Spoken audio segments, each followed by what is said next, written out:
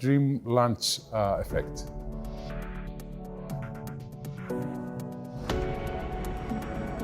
Hello guys, let's take a look at a free will effect, and for that we will need the help of George. Would you mind helping me? Sure thing, man. How's everything? Thanks Good? for having me. Oh, you're welcome. You're welcome. Well, before we even get started, I do want to point out we do have a little prediction here that I wrote so you read it yourself. Okay. So you will be reading this later, and then we have some dice here. Would you mind taking a look at those? It seem like regular dice. They seem regular. All right, and we do have a cup here. We'll get to that in a second. I'm gonna turn around and I'm gonna ask you to actually. I'll do it right now. So go ahead and pick up any one of those dice that you want, and once you do, put that under the cup. Okay. So did you pick one up? Yeah, I got one. Yeah. Okay. So it's on. Put that one under the cup, and then go ahead and pick up any other die that you want. And once you have that, go ahead and put it in your pocket. So whenever you pick up the next die, put it in your pocket. Yep. And you should have one left over. Yep. Go ahead and just keep that in your hand. Hold it tight in your hand. Got it. All right? So you made technically a series of choices with the dice that we had here. Yep. But if you remember, I told you this was going to be a little experiment on free will. Yeah. And I wrote something down from the very beginning that you have to read. So I will open it up for you, but I do want you to read it. There's one paper here, only one. We'll get rid of that. Can you read that out loud? The white dice will be in my hand. Ooh. The red dice will be under the cup. Very There it nice. is. And the blue dice will be in my pocket. And there you go. It's nice. I love it. Oh, thank you. Thank you. So what do you think, George? You think that was free will or was it all predetermined? Definitely seems predetermined to me. Oh, yeah? Well, I guess we're going to have to find out in the explanation section. Sweet. Let's get on over there.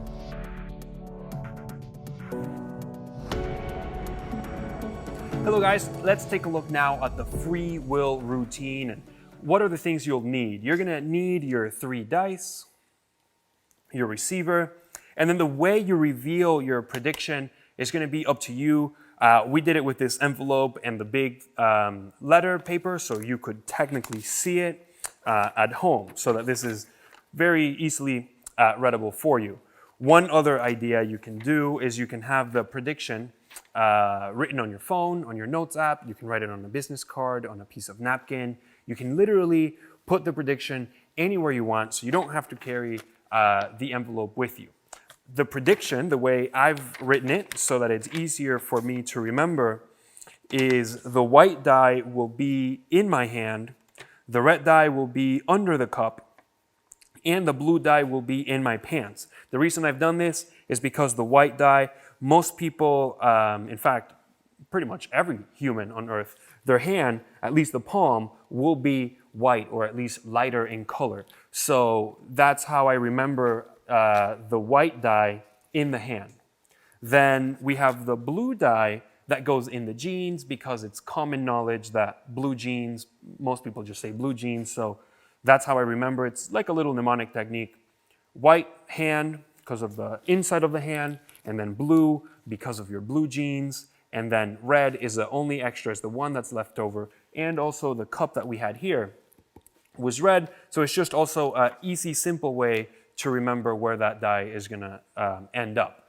So as you have probably guessed it, one feature that we kind of took advantage here is the fact that you can actually tell the spectator who will be reading the prediction. So in other free will routines, according to what happens, either the magician or the spectator will read it. In this case, you can announce it. You can say you will read it and it'll only make sense when you read it. And that's because of the way this works. There is no multiple out. You will just, whatever they grab, you will tell them where to put it. And I will go into that in a second. You will have your receiver in any place that you want. So you can palm it, you can have it, you can use any of the previous methods we have already taught you to get your peak. What you want to do is normally when somebody picks up the die, it will move the number. So notice that when I grab this, the number changes. That's all you have to keep in mind. So when they take, the second you see which die has been picked up, that's when you give the instruction of where that die will go. So as we know, the white will go in the hand, the blue will go in the jeans, and the red will go under the cup. So if you see they grab this, you tell them, okay, so go ahead and pick any die you want. The second you see that, you instantly go into and place it under the cup, because in this case, they grab the red one and place it in under the cup. So they will do that.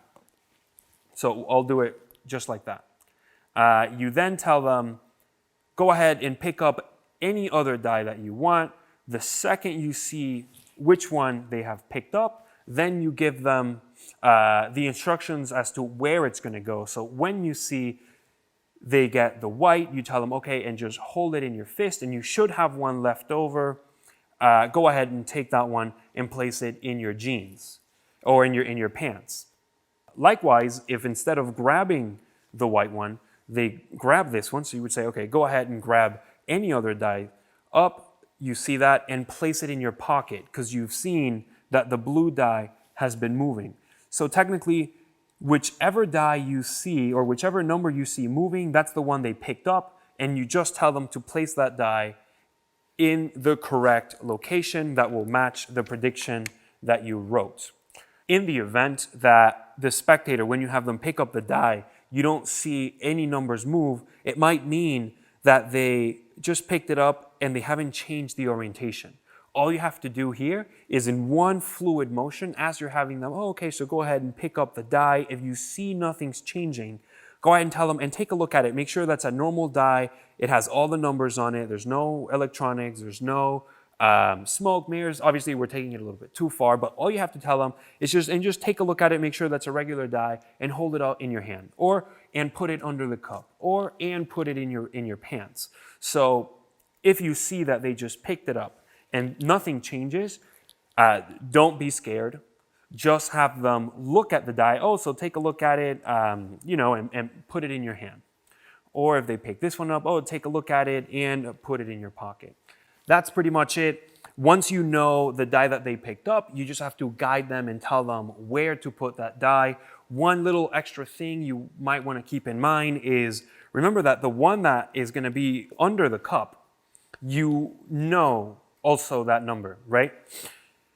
So you have many different options that you can do. You can leave that and reveal it, because you would know that the first number is going to match that. So it's going to be the one under the cup, this because it's in the hand, and this one because it's in the pants. You won't be able to reveal them, but you can then go into the basic routine after doing this, and you already have your third die set if you want.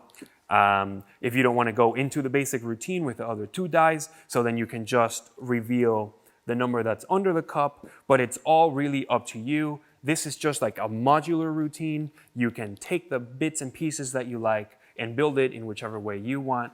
Let's take a look now at a different way to reveal the information. So this is going to be playing a little bit with your prediction, instead of having to write it down or to put it on your phone and use that as a prediction. We're getting a little bit more creative now. If you want to get somebody involved in the trick that's not there, you can use this method.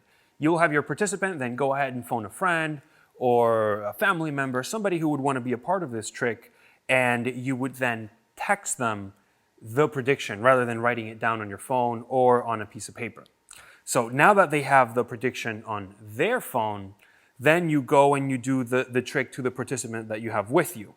At the end, you then, you do the usual stuff where you can ask them, is there any way I could have changed the prediction? It's been on your phone since before we even started. You didn't even know what was going to happen.